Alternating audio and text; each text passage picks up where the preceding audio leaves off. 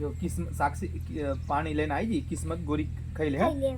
નથી ખાવી સાક્ષી, કેમ નહીં કડવી ખાવી? લાગે છે. કડવી તો ગોરી લાગે પણ ગોરી ખાવી પડે કિસ્મત. ગોળી તો ખાઈ પર એવું મચી હા. જાય.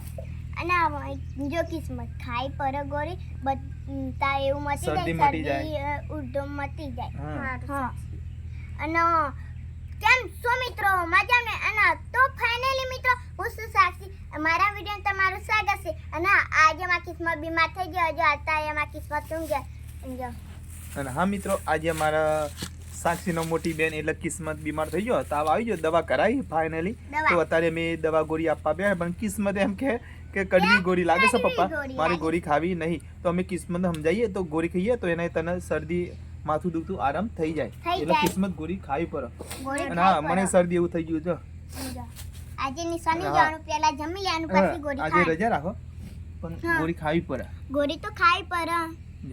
જા પપ્પા તો કિસ્મત આવી રીતે ગોળી તો તારે જો ખાતી નહીં. સમજાવે છે હું સાક્ષી, જો સમજાવું છું સાક્ષી કિસ્મતનો. મોટી બેન ને નાની બેન સમજાવે કે એટલે સાક્ષી પોતે પોતી. હા, જા જો કિસ્મત પહેલા જમી લેવાનું, અચ્છા, પછી ગોળી. ગોળી ખાવાની. આજે નિશાન નહીં જવાનું. સારું સાક્ષી. ને પપ્પા જો અમારા પપ્પાને શરદી થઈ ગઈ છે પણ. શરદી થઈ ગઈ છે. હા. અને હા જો મારા પપ્પાને શરદી થઈ ગઈ અને હા કિસ્મત તારા માટે આજે મગનું હદરું બને, બાય કહ્યું કે કિસ્મત ને મગનું હદરું બનાવો. અને તને બહુ ભાવે છે ને મગનું હદરું? હવે જો અમારા ફાઇનલી કિસ્મતને આજે મગનું મગનું હદરું પણ બનાવ્યું છે, હા એ તમને મિત્રો બતાવીએ અત્યારે. બતાવીએ. જો કિસ્મત દવા ગોળી તું થોડું થઈ જાય કમ્પ્લીટ, તાર મમ્મી બનાવી દે જમવાનું એટલે તમે જમી લો. હા, સાક્ષી એમ જમી જોઈ લેવાનું. તો જોયું આજે અમારા લાડકવાઈ કિસ્મત બીમાર થઈ ગયો છે. હું અને નાની મને બેન હારું- એટલે સાક્ષી એને સમજાવું છું. હા, સમજાવે છે સાક્ષી. અને કિસ્મત હું નાની છું, હું બીમાર થઈ જાઉં છું તો હું ગોળી નથી ખાતી કડવી મિત્રો. સાક્ષીને કઈ કેવું પડે? એ હા. ફાટ લઈને ગોળી ખાઈ લે. લાવ પપ્પા હું ગોળી ખાઈ, ભલે કડવી હોય પણ સાક્ષી અમારી ગોળી ખાઈને આ કિસ્મતને ખાતા જ થોડું થાય કે કડવી લાગે. કશો હા. વાંધો નહીં, થોડું આપણે. અને હા મિત્રો, આજે કિસ્મત માટે બનાવે છે મગનું હદરું. હળદું. બહુ સરસ કહેવાય ચાલો, મગનું હદરું. આપણે તમને મારી બતાવીએ. મમ્મી બનાવશે હા, હળદું. કેવી રીતે બનાવે છે તમને કિસ્મત તું બતાવીએ. આરામ કર. અને હા મિત્રો, આજે મને પણ શરદી થઈ ગઈ છે, માથું મને દુખે છે. મમ્મી બનાવી દીધું. જો આ છે મગનું હદરું. જો અને આ રોટી બનાવી દીધી ને? હજુ રોટી હજુ રોટી બનાવી, હજુ ગમી રોટી મિત્રો બનાવવાની બાકી છે. તો તારે ફાઇનલી મગનું હદરું જો બનાવશો. ચૂલા ઉપર મેળ દીધું. આમાં તો ગામડામાં તો આવી હોય. ના મમ્મી આજે અમે નિશાન નથી જવાનું. એ કિસ્મત કે કિસ્મત બીમાર થઈ જો. જો મમ્મી કિસ્મત ના જાય હું કા જતા. તો જોઈ મિત્રો, જોયું ને, કિસ્મત નિશાન ના જાય તો કે સાક્ષી ના જાય. અમારે તઈને દીકરીઓ એક ના જાય તો તઈને ઘેર રજા. સાક્ષી પણ તારે તો તું ક્યાં બીમાર થઈ ગઈ, તારે જવું પડે. તો ફાઇનલી જો અત્યારે આજે મગનું હદરું બનાવવાનું હોય. અમારો બાનો કહી દે કે હદરું આજે મગનું બનાવો. તો અમારે જો ગામડામાં તો આવું હોય, જો દેશી ચૂલો. અને અમે તો આવી રીતે બનાવીએ છીએ.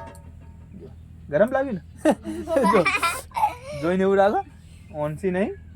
જો. વાંચી નથી મમ્મી. એમનો મમ્મી બનાવે છે જો મારી મમ્મી આવતા રે મગનું હળદું બનાવ. હજુ ગવાની રોટલી બાકી છે બનાવવાની ફાઇનલી. જો સાક્ષી ગરમ પણ થઈ જાય. હે મીઠી લીંબડી જો અંદર. હા, મીઠી લીંબડી પણ નાખવાની વઘાર કરે ને, એટલે મીઠી લીંબડી રીતે વઘાર મસ્ત હદરું બની જાય.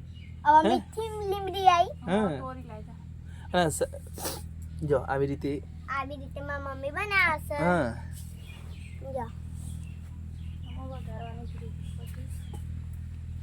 સાક્ષી હા તારે આપણે જો અત્યારે માતાજીના વરસ ચાલે છે દશામાના. હા. તો આજે તું મિત્રો ખુશ થઈ જાય એવું એક મસ્ત ગીત દશામાનું ગઈ નાખ આપણે. હે હા ગઈ નાખો. ગઈ નાખો. તો મિત્રો આજે હું ગીત ગાશું. હે મીનાવાર, હે મીનાવાર, હે મીનાવાર મોતો સે દરબાર, બેઠી મારી દશામાની સરકાર.